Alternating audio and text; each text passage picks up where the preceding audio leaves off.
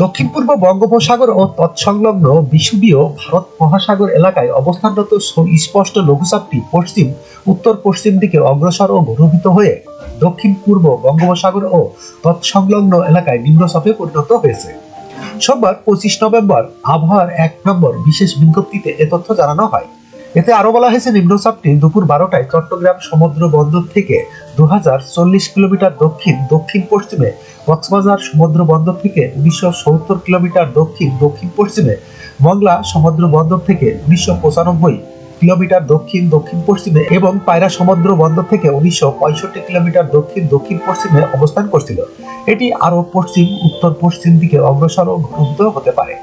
নিম্নচাপ কেন্দ্রের 44 কিলোমিটারের মধ্যে বাতাসের একটানা সর্বোচ্চ গতিবেগ ঘন্টায় 40 কিলোমিটার, যা দমকা অথবা ঝোড়ো হাওয়া আকারে ঘন্টায় 50 কিলোমিটার পর্যন্ত বৃদ্ধি পাচ্ছে।